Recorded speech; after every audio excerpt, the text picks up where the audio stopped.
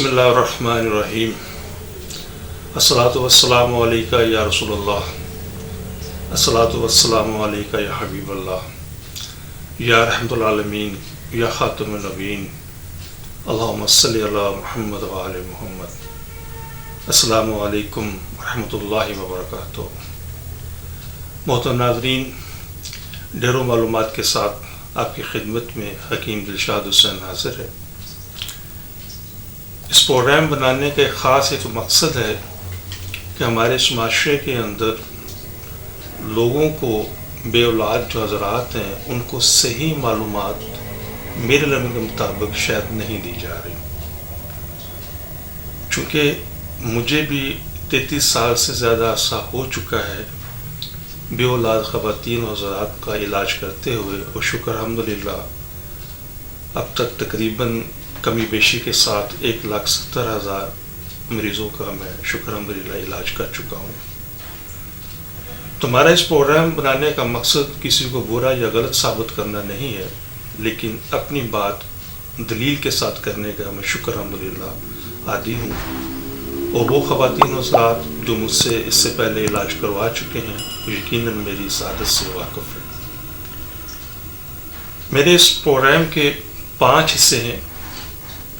इसमें programme number 1 में इंशाल्लाह मैं स्पर्म से रिलेटेड जो औलाद पैदा करने के अंदर एक बहुत बड़ा इसका हिस्सा होता है, स्पेशली जिसे हम मेल स्पर्म कह लें या हम लोग जरासीम भी इसे कहते हैं। तो इस प्रोग्राम नंबर 1 के अंदर इंशाल्लाह हम स्पर्म से रिलेटेड जितने भी अमराज हैं इंशाल्लाह उन्हें स्टेप बाय स्टेप इंशाल्लाह डिस्कस करेंगे। फिर उनके पैदा होने के पीछे जो अब तक मेडिकल के अंदर मौजूद वजूहात हैं इंशाल्लाह वो आपके सामने रखेंगे। और फिर इसके बाद तीसरा स्टेप इसका है कि अमराज की तशख़ीस करने का सही तरीक़ाकार क्या है, और फिर उसके बाद इंशाल्लाह हम इसके इलाज की तरफ आएंगे। प्रोग्राम्स की मज़ीद तफसील में जाने से पहले हमारे इस चैनल को सब्सक्राइब करें, लाइक करें, शेयर करें, बेल आइकॉन घंटी के बटन को प्रेस करें ताकि हमारी तमाम आने वाली वीडियोस आप तक आसानी से पहुंच सकें। जी मोहतरम नाज़रीन, अब हम चलते हैं अनडिसेंडेड टेस्टिस की तरफ।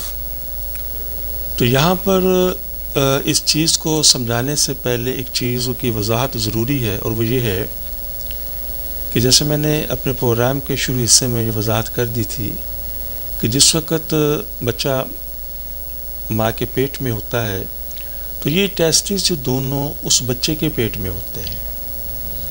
जैसे ही बच्चा डिलीवर होता है, दुनिया में आता है, तो कुदरती निज़ाम है कि ये इन वेंस के ज़रिए ये टेस्टिस जो हैं स्कोटम में या खुसिये की थैली में यहाँ पर आ जाते हैं।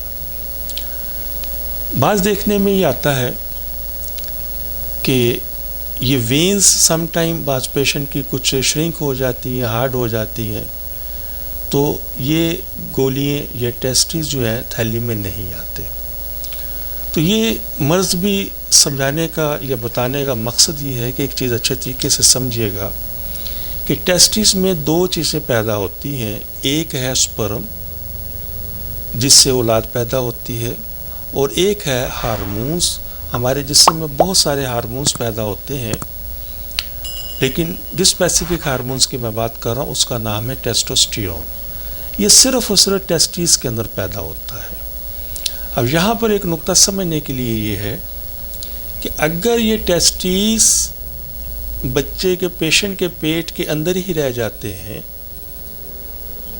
चूँकि टेस्टोस्टेरोन प्रोडक्शन के लिए वेदर किसी हद तक काउंट नहीं करता, तो इसलिए ये पेट के अंदर भी रहकर टेस्टोस्टेरोन हार्मोन्स की प्रोडक्शन होती रहती है।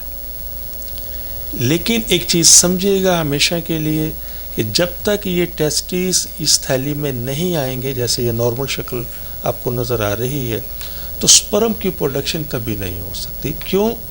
जैसे मैंने पहले भी अर्ज़ किया है कि इस एरिया का टेम्परेचर, टेस्टिस का जो टेम्परेचर है खुशियों का, ये हमारी बॉडी से डिफरेंट होता है।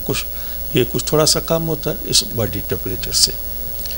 तो ये शर्त है कि टेस्टिस का इन थैलियों के अंदर होना और इसके अंदर جب یہ ہوں گے تو پھر اس کی سپرم کی پروڈکشن ہوا کرتی ہے. تو لہٰذا ہمیں پیرنٹس سے گزارش یہ ہے کہ جب ان کے یہاں بچہ پیدا ہو جائے تو وہ دیکھیں اگر یہ گولیاں تھیلی میں نہیں آئیں تو فوری طور پر ڈاکٹر سے کنسلٹ کریں. بعض صورتوں میں کچھ ایکسرسائز ایسی ہوتی ہیں کہ یہ گولیاں تھیلی میں آ جاتی ہیں اور بعض صورتوں میں آپریشن کی بھی ضرورت پڑ جاتی ہے. تو اسی ضمن میں ایک اور چیز عرض کرتا چلوں یہاں پر. اسی مرض سے ریلیٹڈ ایک مرض ہے جس کو ہم کہتے ہیں ٹوسٹ ٹیسٹیکل. ٹوسٹ ٹیسٹیکل کا مطلب یہ ہوتا ہے کہ اس چیز کو سمجھیں کہ جس وقت بچہ پیدا ہوتا ہے یہ ٹیسٹیز یہاں گالیوں میں آ جاتے ہیں تو یہ جو وینز ہیں یہ قدرتی طور پر آٹومیٹکلی شرنک ہو جاتی ہیں. اس کا مطلب یہ ہوتا ہے یہاں سے شرنک ہو جاتی ہیں, وہ راستہ تنگ ہو جاتا ہے جس راستے سے یہ ٹیسٹیز نیچے آئے ہوتے ہیں, اس لیے اس کے واپس جانے کا امکان ختم ہو جاتا ہے. لیکن بعض صورتوں میں یہ ہوتا ہے کہ یہ وینز یہاں سے شرنک نہیں کرتی, یہ جگہ ویسے ہی کی ویسے اوپن ہی رہتی ہے, اور بعض صورتوں میں یہ گولیاں کبھی یہاں پر آ جاتی ہیں, کبھی یہاں پر آ جاتی ہیں, کبھی یہاں پر, یعنی کہ ایک جگہ سے اپنی جگہ تبدیل کرتی رہتی ہیں. تو ایسے مرض کو ہم اپنا ٹوسٹ ٹیسٹیکل بھی ہم کہتے ہیں. تو یہ بھی تھوڑی سی مائنر سی سرجری ہوتی ہے, یہ جگہ روک کر اس کو ہم بلاک کر سکتے ہیں. مائنر سرجری سے کچھ میڈیسنز بھی ہوتی ہیں کہ اگر آپ ہم سے کنسلٹ کرتے ہیں تو ہمارے پاس میڈیسنز ہیں, یا اپلائی کے لیے میڈیسن دیں گے آپ کو, یہ جگہ شرنک ہو جائے گی تو یہ راستہ آٹومیٹکلی ختم ہو جائے گا. تو بس یہ نقطہ سمجھانا ضرور تھا اس انداز میں کہ چیز سمجھیے گا کہ جب تک آپ کی یہ گولیاں اس تھیلی میں نہیں ہوں گی سپرم کی پروڈکشن کبھی بھی شروع نہیں ہو سکتی.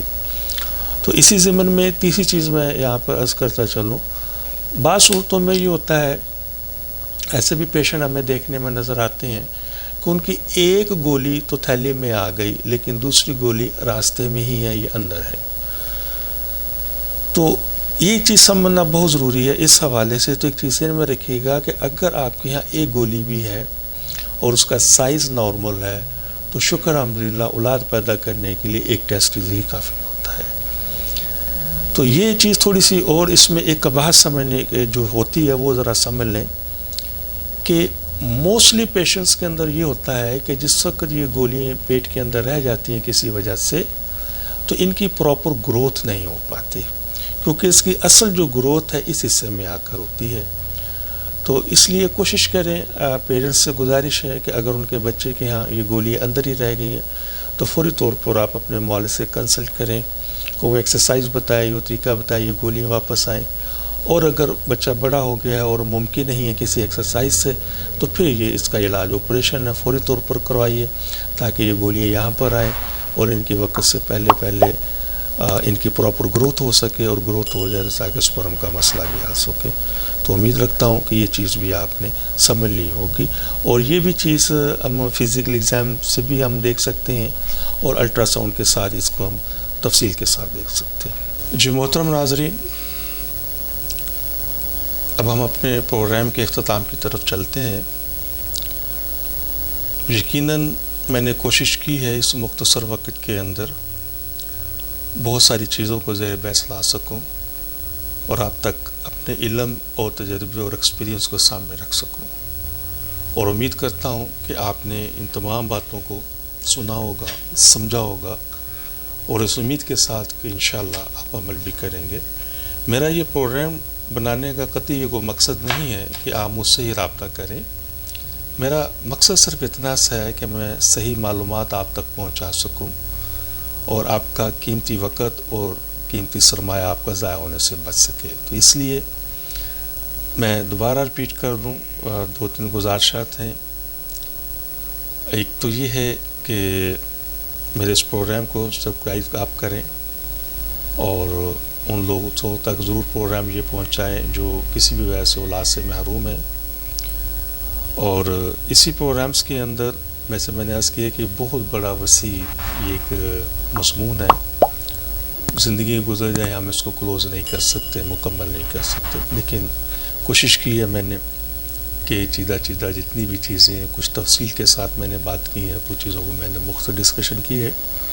وقت کا خیال رکھنا ہوتا ہے، تو بہرحال میرے ٹیلی فون نمبرز موجود ہیں، ای میل ایڈریس موجود ہے، آپ رابطہ کر سکتے ہیں مجھ سے اگر کوئی تشنگی آپ کے ذہن میں ہو۔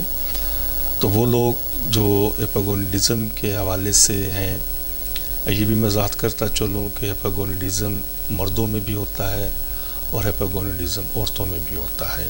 تو انشاءاللہ وہ جس وقت میں فیمیل کی طرف آؤں گا اس میں تفصیل سے بات کروں گا، تو پورے اعتماد کے ساتھ آپ ہم سے رابطہ کر سکتے ہیں۔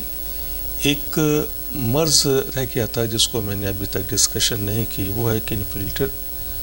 یہ ایک ایسا مرض ہے، یہ بیسیکلی کروموسوم سے ریلیٹڈ ہے کہ نارملی ایک مرد کے اندر ایکس اور وائی کپلز یہ جوڑا پروڈیوس ہوتا ہے، لیکن یہ کچھ جینیٹک ڈیزیز ایسا ہیں جس کے اندر سم ٹائم سنگل ایکس اور 2 وائی پروڈیوس ہو جاتے ہیں، اور بعض صورتوں کے اندر ڈبل ایکس اور وائی پروڈیوس ہو جاتا ہے۔ تو یہ دونوں رونگ ہیں، اور یہ بھی ایک کافی تفصیل طلب یہ سب چیزیں ہیں، تو اس مختصر ٹائم کے اس کے اندر اس کو میں ڈسکشن نہیں کر سکوں گا۔ تو ایسے وہ تمام پیشنٹ جو کلینفلٹر کے حوالے سے پرابلم میں ہیں، تو انشاءاللہ وہ ہم سے رابطہ کریں۔ اس کی تمام چیزیں تو میں عرض کروں گا کہ وہ ود میڈیکیشن ٹریٹیبل نہیں ہیں، لیکن اس کی کچھ چیزیں میڈیکیشن سے ٹریٹیبل ہیں۔ تو میں امید کرتا ہوں انشاءاللہ آپ کو میرا پروگرام پسند بھی آیا ہوگا۔ صحیح وقت پر صحیح تشخیص آپ کا بہترین اور قیمتی وقت ضائع ہونے سے بچا سکتا ہے، آپ کا بہترین قیمتی سرمایہ آپ کا ضائع ہونے سے بچ سکتا ہے۔ تو کوشش کریں جہاں تک بھی ممکن ہو سکے، آپ جہاں بھی، اب تو زمانے تبدیل ہو گئے، تو انشاءاللہ ہم اپنے اس پروگرام کی توسط سے آپ کی خدمت میں عرض کرنا چاہتے ہیں کہ آپ کسی بھی ملک کے اندر موجود ہیں، پاکستان میں ہیں، پاکستان سے باہر کسی بھی ملک میں ہیں، ہاں سوائے اپنا اسرائیل کے رہنے والوں لوگوں تک ہم پارسل نہیں پہنچا سکتے، نہ پہنچاتے ہیں۔ اس کے علاوہ کسی ملک کے اندر آپ رہتے ہیں تو ہماری تمام جو سروسز ہیں وہ دنیا کی بہترین انٹرنیشنل کوریئر سروسز کے ذریعے DHL ہے، TNT ہے، FedEx ہے، تو ان کوریئر سروس کے ذریعے ہم کام کرتے ہیں۔ تو آپ کسی بھی ملک میں بیٹھے ہیں تو آپ ہم سے رابطہ کر سکتے ہیں ہمارے ٹیلی فون نمبرز کے اوپر، اسکائپ پر، اور بذریعہ ای میل آپ رابطہ کر سکتے ہیں۔ تو انشاءاللہ ہم پوری رہنمائی آپ کو کریں گے۔ وہاں سے پیمنٹ بھیجنے کا بھی آسان طریقہ ہے۔ تو نمبر 2، انشاءاللہ ہم پوری ذمہ داری کے ساتھ، ہمارا یہ ادارہ شکر الحمدللہ یورپ کے اندر رجسٹرڈ ہے، عرب امارات کے اندر رجسٹرڈ ہے۔ تو انشاءاللہ آپ عرب امارات کے اندر ہیں، سعودی عرب میں ہیں، یا امارات کے اندر آپ موجود ہیں، یا یورپ کے اندر موجود ہیں، امریکہ، کینیڈا، یعنی کسی بھی کنٹری میں موجود ہیں، تو ہم پوری ذمہ داری کے ساتھ وہاں پر DHL کے ذریعے آپ کو میڈیسن پہنچا سکتے ہیں، اور پہنچتی ہیں۔ بہت سارے پیشنٹ ہمارے یہاں پر موجود ہیں۔ تو بس گزارش یہی ہے کہ اگر 2 چیزیں ہیں سمجھنے کے لیے، کہ اگر 6 ماہ کا عرصہ گزر چکا ہے اور آپ کے یہاں اولاد نہیں ہوئی، تو کوشش کریں آپ سب سے پہلے اپنا ٹیسٹ کروائیے، اور ٹیسٹ کروانے کے بعد اگر خدا نخواستہ ایزوسپرمیا ہے یا اسپرم سے ریلیٹڈ کوئی بھی آپ کو ایشوز ہیں، تو فوراً آپ الٹرا ساؤنڈ کی طرف آپ جائیں، تاکہ آپ کا قیمتی وقت ضائع ہونے سے بچ سکے۔ تو بس مختصراً ہے کہ کوشش کی ہے انشاءاللہ میں نے جہاں تک ممکن ہو سکے وہ اس کو آپ تک صحیح پہنچانے کی۔ تو انشاءاللہ العزیز میں باقی جو ایشوز ہیں فیمیل کی حوالے سے، وہ انشاءاللہ اپنے پروگرام 2 کے اندر انشاءاللہ میں ڈسکشن کروں گا، اور اپنے تیسرے پروگرام کے اندر ان پیشنٹس کے مسائل کو میں انشاءاللہ زیر بحث لاؤں گا کہ جس کو میڈیکل میں ہم کہتے ہیں ان ایکسپلین انفرٹیلٹی، کہ ڈاکٹرز کی رائے میں موجود یہ ہوتا ہے کہ یہ پیشنٹ جو کپلز ہیں ان کی تمام رپورٹ نارمل ہیں، اور یہ گھر بیٹھے، اور عموماً 8-10 سال انہیں بیٹھے ہوتے اور اولاد نہیں ہوتی۔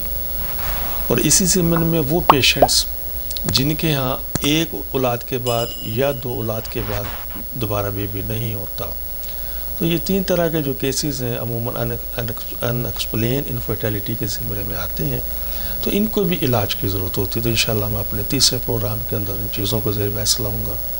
اپنے چوتھے پروگرامز کے اندر میں سیکس سے ریلیٹڈ، میل سیکس سے ریلیٹڈ انشاءاللہ ڈسکشن کروں گا. فیمیل سیکس میں بھی ایشوز آتے ہیں، وہ بھی انشاءاللہ آپ کو میں بتاؤں گا. اور اپنے 5ویں پروگرام کے اندر انشاءاللہ جس میں اولاد نرینہ کے حوالے سے انشاءاللہ آپ کو میں تفصیل سے بتاؤں گا یہ کیا چیزیں ہیں. تو اسی کے ساتھ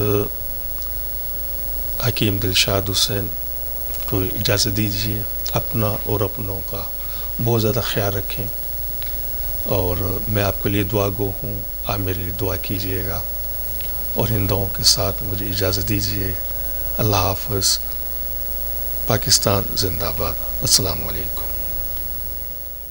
ہمارے اس چینل کو سبسکرائب کریں، لائک کریں، شیئر کریں، بیل آئیکن گھنٹی کے بٹن کو پریس کریں تاکہ ہماری تمام آنے والی ویڈیوز آپ تک آسانی سے پہنچ سکیں.